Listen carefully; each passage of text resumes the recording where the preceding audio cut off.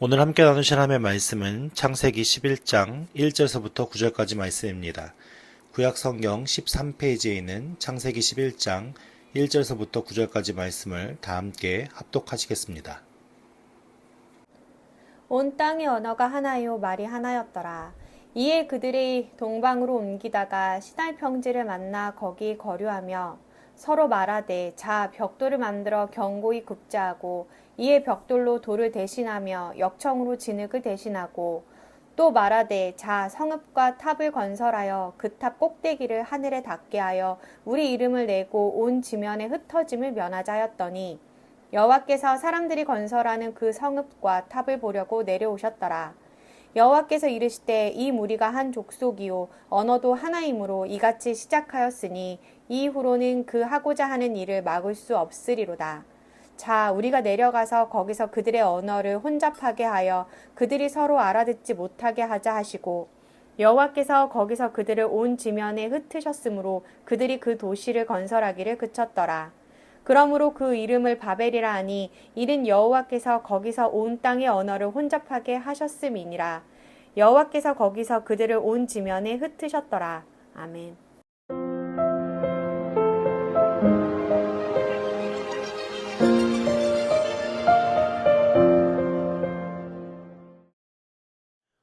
창세기 11장 오늘 말씀이 여러분들 다 아시는 유명한 바벨탑 사건의 말씀입니다. 이 바벨탑 사건의 말씀을 통하여 우리가 하나님의 은혜를 나누고자 하는데요. 1절 말씀에 이렇게 시작합니다. 온 땅의 언어가 하나요 말이 하나였더라. 그러니까 여기서 언어라고 번역된 히브리어는 원래 입술을 가리키는 거거든요. 입술. 근데 이제 발성기관이 하나인 입술을 가리키는 데서 그 의미가 이제 확장되어져서 입술에서 내는 소리 그리고 즉 언어를 뜻하게 되었습니다.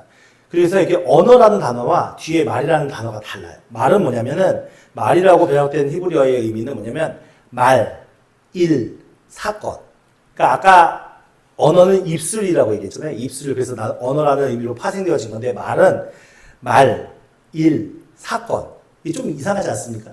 말이면 말인데 일, 사건은 뭘까요? 이건 왜 그런 의미를 담고 있냐면 말로 일이 시작되고 말 때문에 사건이 벌어지기 때문에 이 말과 사건과 일이 같이 하나로 묶여져 있는 겁니다.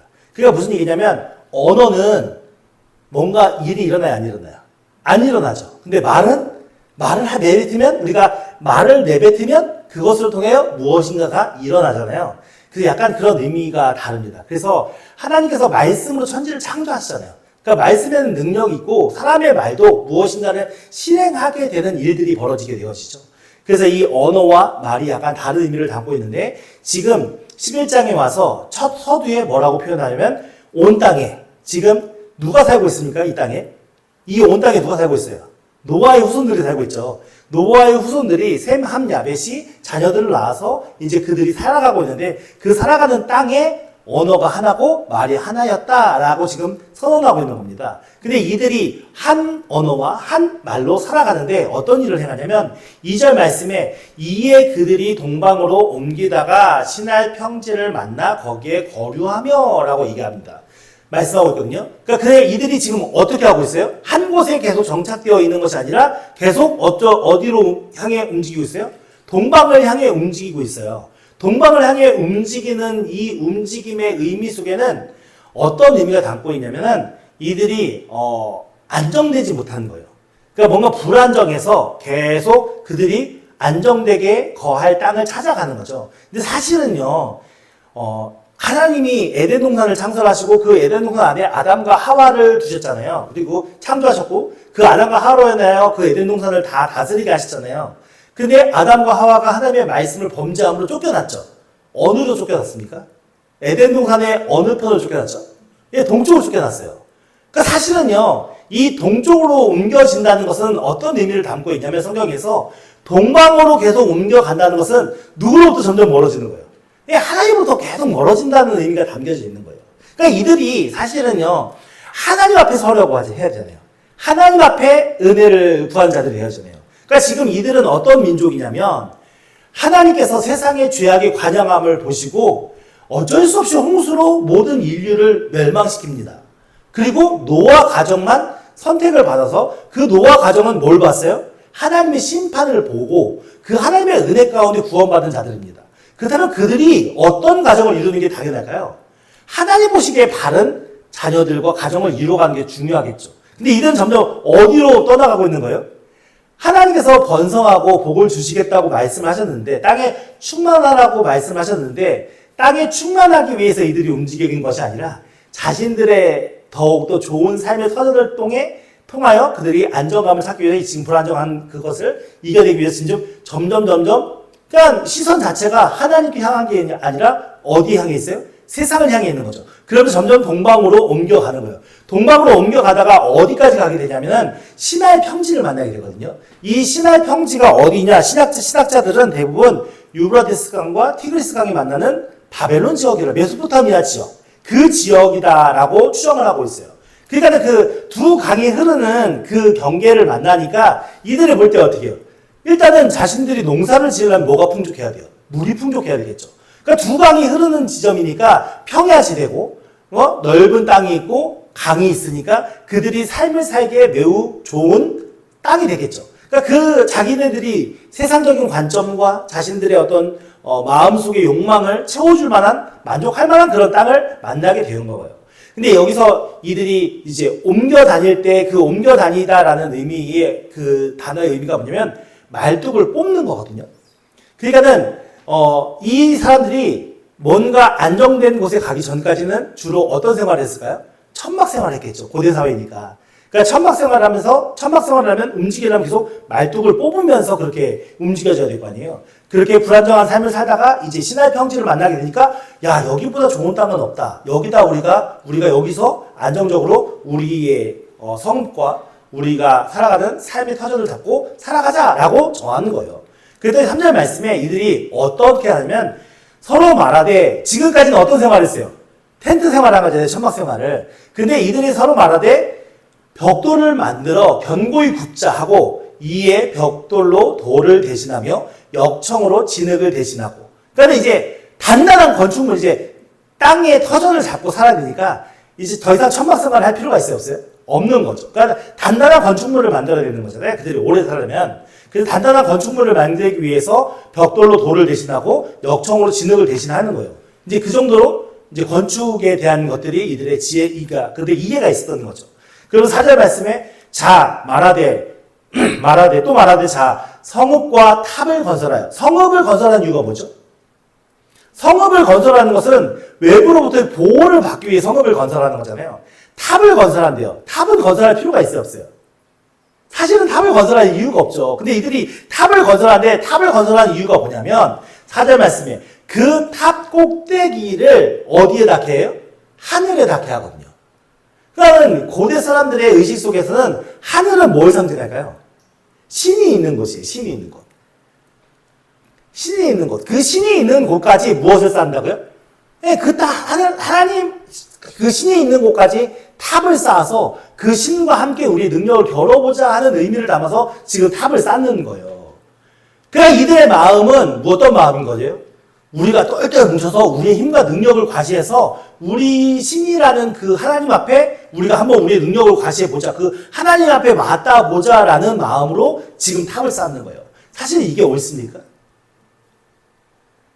옳지 않죠. 옳지 않죠. 그러니까 우리 인간은 아무리 우리가 가진 능력으로 무엇인가를 막 해도 결국 하나님 앞에 맞닿을 수 있는 존재입니까? 그럴 수 있는 존재가 아니잖아요. 우리는 하나님의 피조물이기 때문에 원래 우리의 신분과 위치는 하나님이 주인 되신 하나님 앞에 쓰임받는 거예요. 그러니까 우리는 하나님 앞에 겸손하게 쓰임받기 위해 준비된 자들이 되어야 되는 거죠. 근데 이들의 의식은 어떠냐면 이미 이들이 많은 세력을 갖게 되었고 그 많은 세력으로 인해서 어느 정도 자신들이 과시할 만한 무엇인가가 있었고 지금까지 계속 무엇을 향해 달려왔어요? 자신들이 세상적인 관점을 통하여서 우리가 좀 더 안정적으로, 우리가 좀 더 힘을 갖추고, 우리가 좀 더 그 힘을 과시할 수 있는 방법이 무엇일까 궁리하다가 결국 무엇을 만들게 되면 성읍을 만들게 되어져서 그들이 그 성읍 안에서 몰려있게 되어지는 것이고, 그리고 그 안에 탑을 만들어서 우리의 힘과 우리의 권력을 과시해보자 라는 마음으로 그들이 지금 탑을 만들겠다라고 선언하고 있는 거예요. 그러면서 그 탑이 탑 꼭대기를 하늘에 닿게 하여 뭐요? 우리의 이름을 내고라고 얘기하거든요. 근데 실질적으로 고고학자들이 이야기를 할 때 어떻게 얘기하면 이 그 바벨탑의 벽돌마다 각자의 이름을 새겼다는 것도 이 학설 중에 있어요. 그러니까 벽돌 하나하나마다 그 공사에 참여한 사람들의 이름이 적혀 있는. 그러니까 그렇게 거대한 구조물을 만들고, 그러니까 이 바벨탑이 얼마나 크냐면요. 그리스 역사가에 의하면은 바벨탑이 너비하고 높이가 약 90m 정도 된대요. 너비가 90m, 높이가 90m. 그러니까 오늘날에도 쉽지 않은 구조물인데 그 당시에는 되게 놀라운 구조물인 거죠. 그 정도쯤 되었다고 하고, 바벨탑을 쌓는데 약 그 벽돌이 우리가 생각하는 작은 벽돌이 아니잖아요. 요만한 벽돌이 아니잖아요. 그 큰 벽돌이잖아요. 그런 벽돌이 8,500만 개의 돌이 사용됐을 거라고 추정되어지거든요. 8,500만 개. 그러니까 작은 것이 아니죠. 그리고서 이게 얼마나 큰 규모인지 우리가 상상해 볼 수 있는데, 알렉산더 대왕이 이 바벨탑을 재건해 보려고 했대요. 그래서 재건해 보려고 이제 사람들을 막 동원해 가지고 그 바벨탑을 만들려고 했는데 2달 동안 하다가 포기할 수밖에 없었대요. 그러니까 이게 보통 일로 되는 게 아니에요. 그러니까는 정말 많은 인력이 거기에 매달려서 각자의 지혜와 머리를 맞대어서 어쨌든 그 구조물을 세우기 위해 애쓰고 힘썼다는 거잖아요. 그만큼 어떻게 보면 이 바벨탑은 어떻게 보면 인간이 만들어낼 수 있는 어떤 그런 최고의 능력치를 발휘하는 그런 구조물 중에 하나라고 표현이 되어지는데, 어쨌든 간에 이 구조물, 바벨탑을 만들기 위해서 그들이 가진 마음은 어떤 마음이냐면, 하늘에 닿게 해서 그 하나님 앞에 자신들의 능력을 과시하고 싶었고, 자신들의 이름을 널리 알리고 싶었고, 그리고 그로 인해서 온 짐에서 흩어지지 않았으면 좋겠다라는 마음을 가졌다고 해요. 근데 이 흩어지지 않아 똘똘 뭉쳐야 한다라는 의미가 잘못된 건가요? 잘못된 건가요? 안 잘못된 건가요? 안 잘못된 것 같죠. 근데요, 우리 9장에 볼까요? 창세기 9장. 9장에 보면 1절 말씀에 하나님이 노아와 그 아들들에게 복을 주시며 그들에게 이르시되 생육하고 번성하여 어떻게 하라고요? 네, 땅에 충만하라고 했다고요. 그러니까 결국 이들이 땅에 충만하라는 얘기는 한 곳에 똘똘 뭉쳐 있으라는 얘기예요? 아니면 흩어져 살으라는 얘기예요? 흩어져 살으라고 하는 얘기예요. 각자 하나님이 주신 삶의 영역과 터전을 넓혀가면서 그렇게 하나님이 창조하신 이 땅 가운데 우리가 해야 할 역할과 책임져야 할 의무를 가지고 그 땅 가운데 하나님의 영광을 위해서, 하나님의 쓰임을 위해서 그렇게 살아가야 함을 말씀하고 있는 거거든요. 근데 이들이 그 하나님의 말씀을 어떻게 된 거예요? 다 잊어버리고 다 외면한 채 자신들의 권력과 자신들의 능력과 자신들의 힘을 과시하기 위해서 지금 똘똘 뭉쳐 살고 성읍을 만들고 탑을 세우고 있는 거예요. 그러니까 이 의도가 하나님 앞에 좋은 선한 의도입니까? 아니면 불순한 의도입니까? 너무나도 불순한 의도이죠. 그러니까 하나님 앞에 대적하고자 하는 마음밖에 되지 않는 거예요. 그래서 5절 말씀에 여호와께서 사람들이 건설하는 그 성읍과 탑을 보려고 내려오셨어요. 하나님께서 내려오셨어요. 사실 내려오실 이유가 없죠. 내려오실 필요가 없는데 직접 찾아오셨어요. 그들을 찾아오신다고요. 그러니까 하나님께서는 그냥 하늘에 먼 곳 하늘에 계셔서 그냥 너희들 잘하나 못하나 내가 볼게. 내가 너희들 필요한 뭐 던져줄게. 이런 하나님이 아니시라, 하나님은 우리 각자에게 어떻게 해요? 찾아오시는 하나님이시거든요. 근데 우리가 때로는 느끼고 때로는 못 느낄 따름인 거예요. 근데 하나님은 끊임없이 우리에게 찾아오셔서 어떻게 하세요? 두드리세요. 하나님이 어떤 분이신지 알리게 하기 위해서, 알려주시기 위해서, 또 우리가 가는 그 길이 바른 길을 가기 위해서 우리에게 계속 두드리시는 거예요. 우리 삶에 다양한 방법을 통해서. 근데 우리가 무지하여서 그 하나님을 인지하지 못하고 깨닫지 못하기 때문에 계속 무엇을 해요? 죄악된 행실로 나아갈 수밖에 없는 거죠. 이들도 마찬가지예요. 여호와 하나님께서 그들이 짓는 그 모든 것을 보려고 내려오셨을 때에 이들이 어떻게 하면 돼요? 그들이 갖고 있는 본질적인 의식을 깨달아서 자신들이 하나님을 대적하고 있다면 돌이키면 아무 문제가 안 되는 거예요. 근데 문제는 뭐예요? 인간이 그러나요? 우리가 가는 죄악성은 하나님 앞에 대적하는 게 더 익숙하지 하나님 말씀대로 순종하는 게 익숙하지 않아요. 그러니까 이들은 계속 어떻게 해요? 그 죄악된 일들을 계속 끊임없이 해나가는 거죠. 오늘 우리의 모습이 그렇다고요. 오늘 우리의 모습이 선한 것 같지만 사실 선합니까? 끊임없이 하나님을 대적하고 하나님을 배반하고 하나님을 외면한 채 우리가 살아가는 삶이 많지. 사실은요, 우리의 삶 속에 하나님께서 찾아오시고 그 은혜로 붙들어 주시기 때문에 오늘 우리가 이렇게 하나님의 은혜 가운데 살아갈 수 있는 것이지, 하나님이 내버려 두시면 우리도 세상 사람들과 똑같이 그렇게 죄악 가운데 헤매며 살아갈 거 아니에요. 방황하며 살아갈 거 아니에요. 그렇게 찾아오셨어요. 그들이 그 성읍과 탑을 어떻게 하는지 보려고. 근데 보시니까 딱 판단을 하시는 거죠. 6절 말씀에 여호와께서 이르시되 이 무리가 한 족속이요. 한 족속이면 누구의 후손이에요? 노아의 후손. 언어도 하나이므로 이같이 하였으니. 그러니까는 하나님께서 노아 시대에 심판하실 때에 하나님께서 사람들을 어떻게 평가하셨어요? 예, 어려서부터 악하다고 했잖아요. 그러니까 거의 태어날 때부터 악하다라고 선언한 거예요. 그러니까 이들이 똘똘 뭉쳐서 생각한 궁리가 선한 게 나올 수 있겠습니까? 당연히 악한 게 나올 수밖에 없죠. 노아와 그의 가족들은 선했습니까? 아니요. 인간은 태어날 때부터 악할 수밖에 없어요. 아무리 하나님 앞에 택함 받은 사람이라 할지라도 본질적으로 선한 사람은 아무도 없어요. 그러니까는 악한 사람들끼리 모여서 본질적으로 악을 가지고 있는 사람들이 서로 모여서 서로 사기를 해봤자 그 속에서 무엇이다, 어떤 결과물이 나오겠어요? 악의 결과물이 나올 수밖에 없죠. 그래서 우리로 하여금 하나님께서 바울사도를 통해서 뭐라고 권면하는 거예요? 성령의 충만함을 받으라라고 얘기하죠. 왜 성령의 충만함을 받으라 얘기해요? 포도나무는 포도 열매를 맺는 게 마땅하잖아요. 그럼 우리의 악이 있으면 우리로 하여금 무슨 열매를 맺을 수밖에 없어요? 악한 열매를 맺을 수밖에 없죠. 근데 우리가 성령 충만함을 받으면 우리가 우리의 의식으로 사는 것이 아니라 누구로요? 하나님의 성령께서 인도하시는 삶을 살 거 아니에요. 그러니까 성령께서 인도하시는 삶을 살 때에만 우리에게 어떤 열매가 맺어진다는 거예요. 네, 성령의 열매가 맺어진다고 말씀하는 거예요. 그렇기 때문에 우리끼리 아무리 모여서 선한 걸 공모해봤자 선한 게 나오겠습니까? 그렇지 않아요. 중요한 건 뭐예요? 내가 성령의 충만을 받아 성령의 인도하심에 따라 살아가야지 그제서야 우리에게 선한 열매가 맺어지는 거예요. 그러니까 우리가 싸워야 할 싸움은 의지와의 싸움이 아니라 내가 하나님의 성령 가운데 충만한 삶을 내가 그 하나님의 성령을 가지고 사모하며 그 하나님의 은혜를 사모하며 살아가고 있냐, 이 싸움을 싸는 게 가장 중요한 싸움인 거죠. 그래서 언어가 하나임으로 이같이 시작하였으니 이후로는 그 하고자 하는 일을 막을 수 없으리로다. 하나님께서요, 사람들이 하는 죄악을 더 이상 자신의 능력과 힘으로 그것을 제어할 수 없어서 이렇게 표현했을까요? 이후로는 그 하고자 하는 일을 막을 수 없으리로다 라는 의미 속에 하나님께서 더 이상 사람이 하는 일들에 대해서 내가 어떻게 할 수 없으니까 포기하고자 하는 마음으로 이 표현을 썼을까요? 그게 아닌 거예요. 하나님께서는 최후의 심판, 하나님께서 인류를 최후로 심판하실 때까지 인류에게 무엇을 주신 거예요? 자유의지를 주신 거예요. 자유의지를 그냥 허용해 주시는 거예요. 하나님께서는 막으려면 막을 수 있죠. 사람들을 정말 하나님께서 무섭게 나타나셔서 하나님의 명령대로 다 지키라고 하면 할 수 있죠.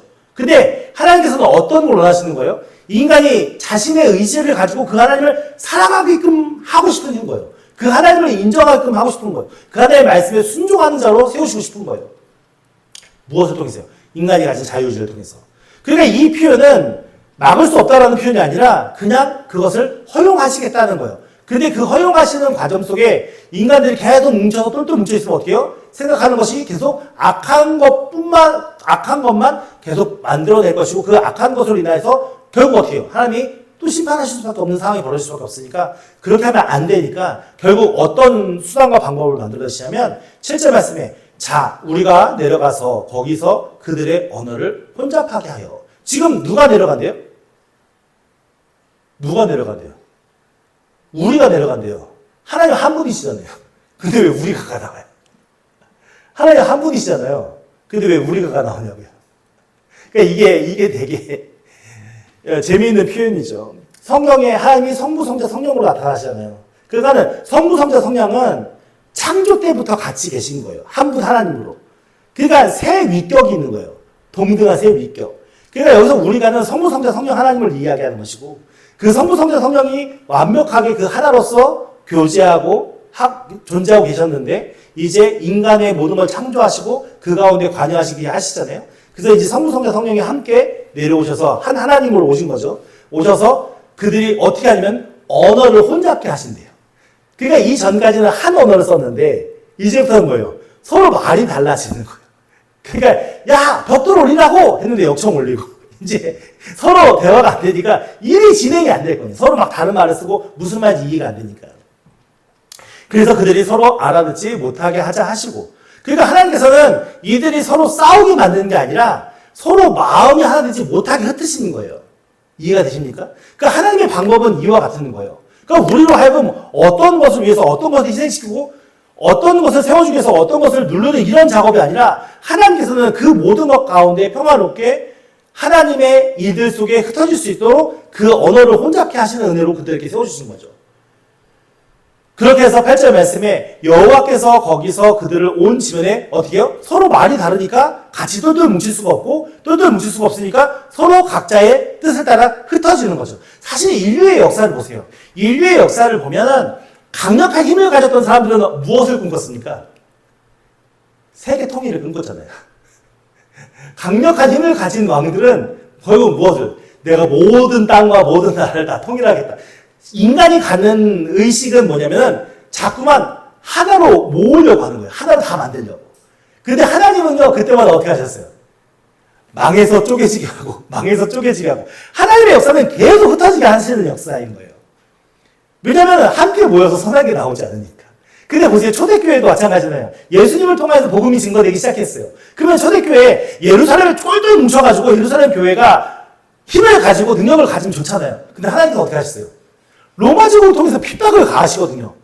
유대인들을 통해서 핍박을 가하세요. 그러니까 그 제자들이 어떻게 할 수밖에 없어요? 흩어질 수밖에 없어요. 흩어지는 일들이 왜 흩어지게 되는 거예요? 흩어져서 복음을 전하게 되니까 더 많은 족속들이 그 복음의 능력 안에, 그 복음의 은혜 안에 서게 되잖아요. 그러니까 이 흩어지는 게 사실은요, 은혜인 거예요. 그럼 우리가 생각할 때는 우리가 함께 모여있는 것이 더 능력이 있을 수 있고 더 좋은 일이라 생각하지만 우리가 이 예배 후에 은혜 받고 각자의 영역으로 흩어지는 게 은혜인 것이죠. 그 흩어진 자리에서 어떤 삶을 사는 게 중요한 거예요? 하나님을 인지하고 그 하나님께서 주신 영역 안에서 우리가 선을 행하는 것이 중요한 거죠. 그러니까 선은 우리가 행할 수 있나요? 없잖아요. 그럼 우리가 선을 행하려면 어떻게 해야 돼요? 성령의 충만함을 받아야겠죠. 그러니까 성령의 충만함을 받으려면 어떻게 해요? 하나님을 간절히 찾아야겠죠. 하나님을 간절히 찾다 보면 하나님의 성령이 우리 가운데 임하셔서 그렇게 우리가 선을 행할 수 있잖아요. 그게 각자의 영역에서 선을 행한다면 오늘 우리가 함께 교회 안에 모여 있는 것보다 더 많은 영향력을 끼칠 수 있는 것이고 그것을 통해 하나님이 하나님의 일들을 행하시는 거예요. 실질적으로 이것이 흩어지는 게 뭐예요? 은혜인 거죠. 모여서 성읍 안에 죄악을 쌓는 것은 결국 그들이 받을 심판의 결과물을 누리는 것밖에 되지 않지만 흩어짐을 통해서 결국 무엇을 안 한 거예요? 그들이 그 하나님의 은혜 가운데 새롭게 세워질 수 있는 가능성과 그 모든 것이 열리는 거잖아요. 그래서 9절 말씀에 그러므로 그 이름을 바벨이라고 했거든요. 바벨이 혼돈, 혼란 이런 의미를 담고 있어요. 그러니까 결국 흩어지니까 다 그 속에 혼돈이 있으니까 다 흩어질 수밖에 없는 근본이죠. 이 바벨이라는 의미가 사실은 인류상에는 어떤 의미를 담고 있습니까? 하나님의 은혜의 일이 그 가운데 펼쳐진 것이라는 것을 우리는 말씀을 통해 확인해 볼 수 있는 거죠.